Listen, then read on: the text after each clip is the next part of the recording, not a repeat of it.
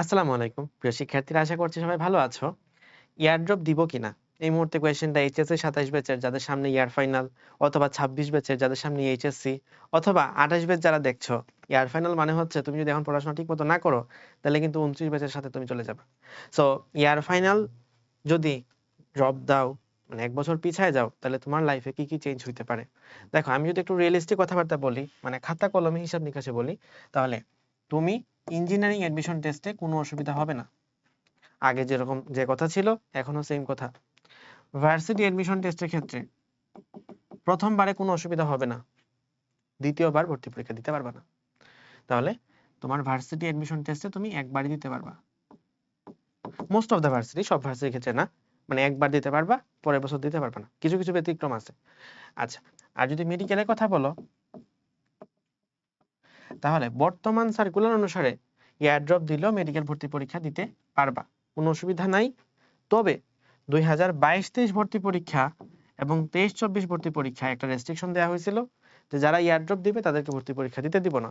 So এই 2 বছর আমার সময় কিন্তু এয়ারড্রপ দিলে ভর্তি পরীক্ষা দেওয়া যেত না।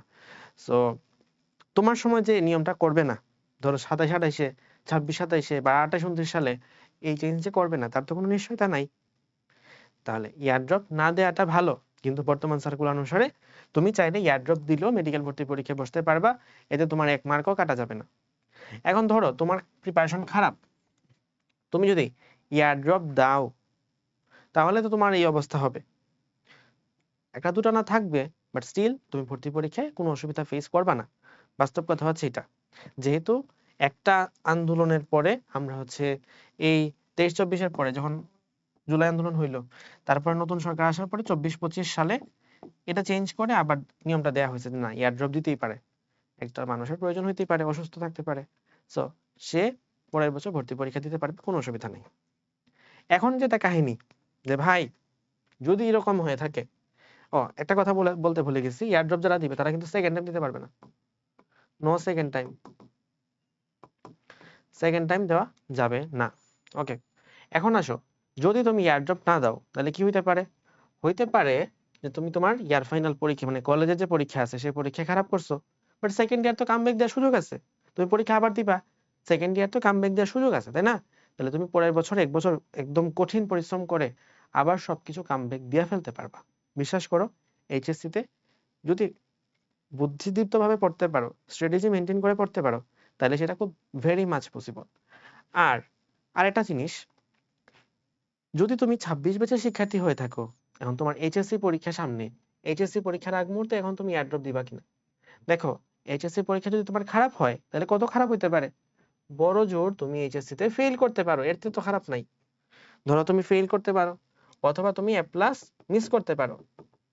যদি তুমি ফেল করো, পরের বছর পরীক্ষা দিবা, একই তো হইলো, বাট তোমার এইচএসসি পরীক্ষা দেওয়ার একটা এক্সপিরিয়েন্স হয়েছে। তুমি এয়ারড্রপ দিলে যে কথা, এইচএসসি তে ফেল করলে একই কথা, কাগজে কলমে। তোমাকে কিন্তু এক্সট্রা কোনো ফেভার দেওয়া হবে না যে তুমি এয়ারড্রপ দিছো নাকি দেও নাই, নাকি এইচএসসি তে ফেল করছো। তুমি এইচএসসি তে ফেল করলেও যে কথা, এয়ারড্রপ দিলেও একই কথা। দ্যাটস ওয়াই তুমি একবার যদি এইচএসসি পরীক্ষার প্রিপারেশন বেশি নেও, তাহলে তোমার আগায় থাকার সম্ভাবনাটা বেশি।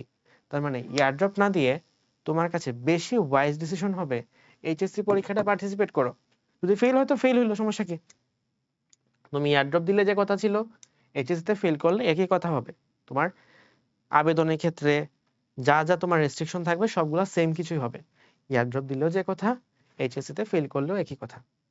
আর যদি তুমি এইচএসসি তে এ প্লাস মিস করো, এইচএসসি তে এ প্লাস মিস করো, ধরো তুমি পাইছো হচ্ছে 3.2, তো তোমার কি জিপিএ, এই জিপি দিয়ে তো ভর্তি পরীক্ষা দেওয়া যাবে না।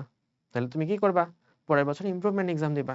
বা ধরো 3.2 না, তুমি হচ্ছে 4.7ই পাইছো, তাও তুমি চাচ্ছ পরের বছর ইমপ্রুভমেন্ট দিতে, পারবা কি পারবা না? পারবা।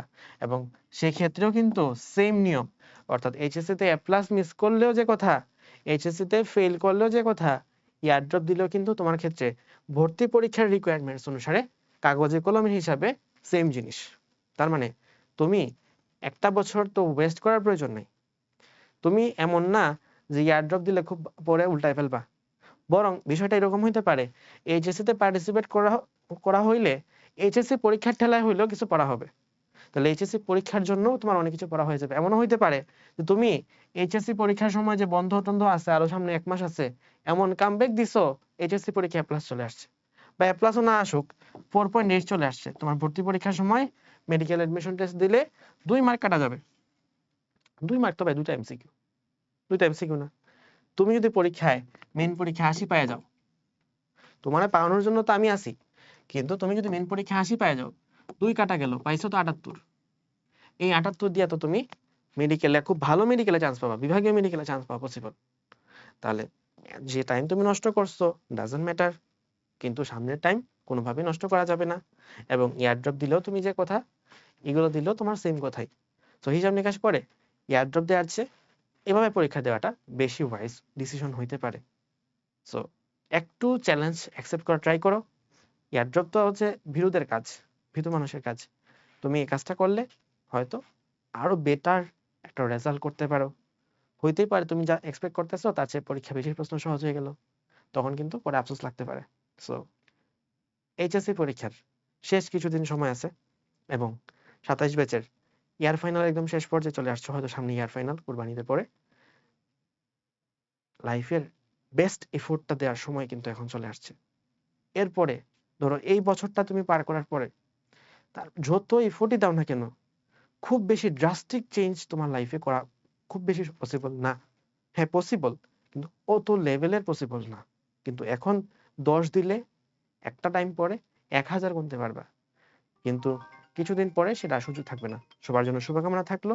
আসসালামু আলাইকুম।